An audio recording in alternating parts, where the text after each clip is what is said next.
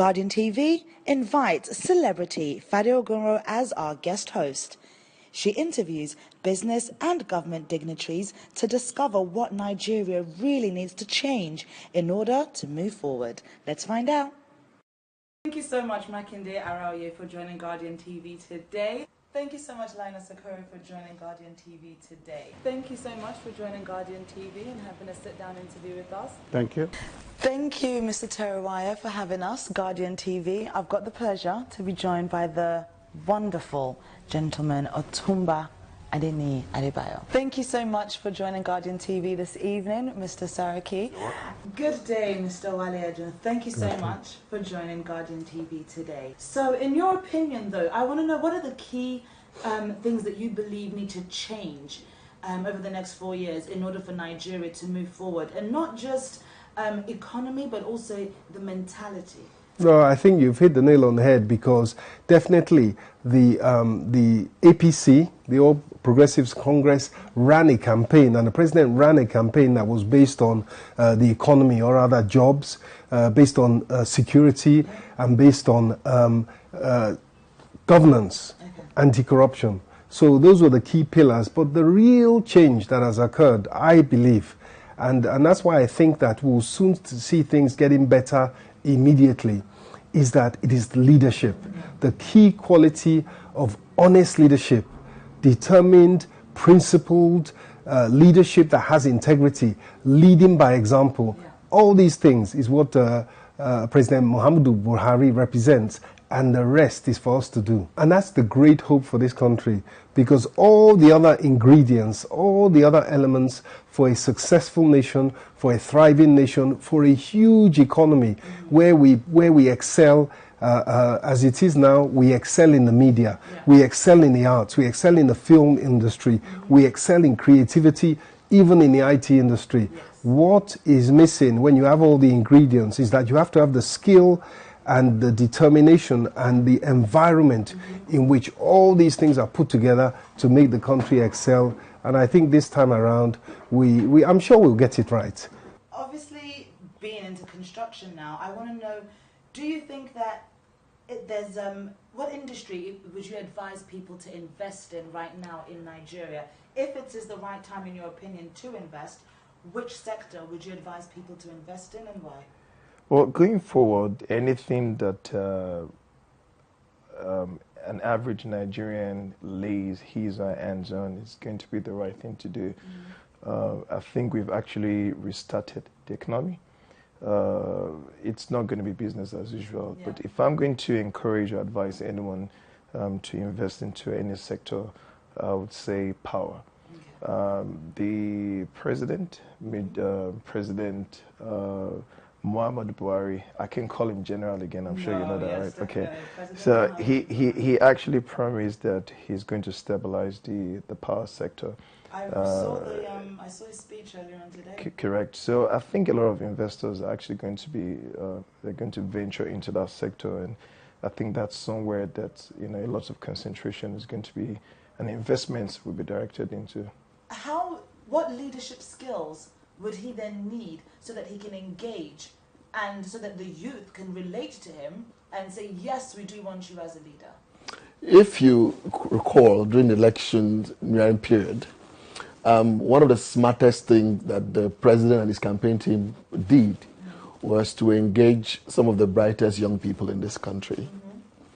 They got those young people very close to them, and those young people, took messages from the campaign team and reduce it to such a trending, such a very exciting, kind of public debates and even entertainment, as the case may be.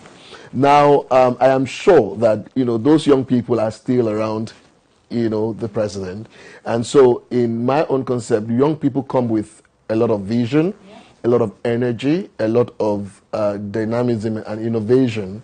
And so if he wants to succeed as a president, he would not just only engage with young people through some of, in fact, his vice president is also an exciting person who is a leadership speaker. Yes. And he's always, on the speaking stage. I'm sure that he will utilize more of the strengths of his vice president to reach out to young people like never before. And away from that too, my advice to him would be that he would also have the strength and the zeal to appoint young people, not just young people because they are young people who are also visionary, who are committed to the principles of the common good in very specific areas of governance that will interact with young people. And away from that, I would want to see national orators.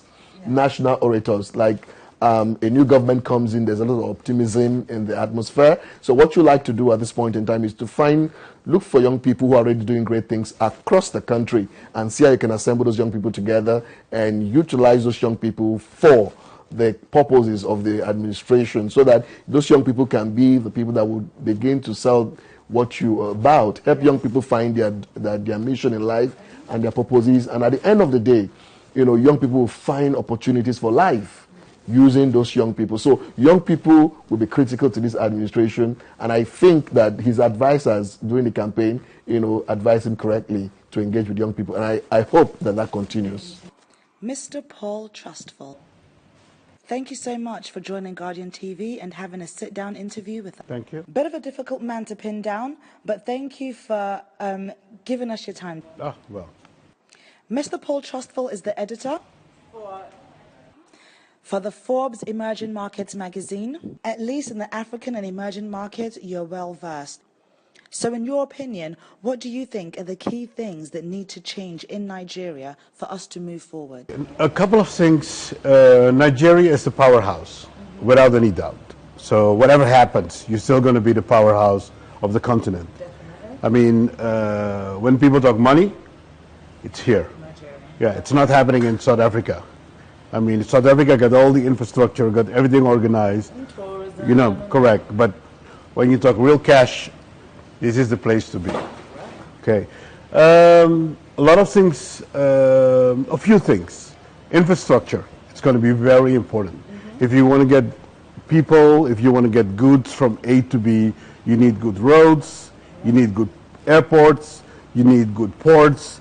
That's going to be very crucial for the country to develop. The biggest problem is energy. Yeah, that's your number one problem. Yeah. I think this should be a very high priority for the government if they want to take the country to the next level.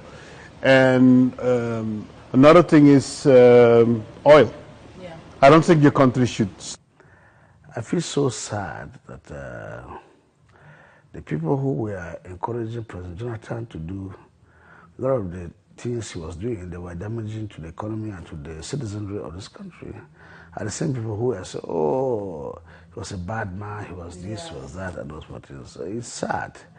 But that's how the country is. And I think that would be a lesson to the incoming president, Buhari, to know that, look, there are still some devils around that can deceive him and at the end of it, mislead him.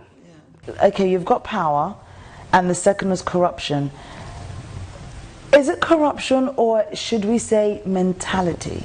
Because if you've got a bad way of thinking, incorrect way of thinking, if your mentality is wrong, your mindset's wrong, that is a part of the corruption. So would you say it's more important to just stamp out corruption, or it's more important to correct or improve the mindset and mentality? The two actually go hand in hand, because to stamp out corruption, you must make sure the mentality is right.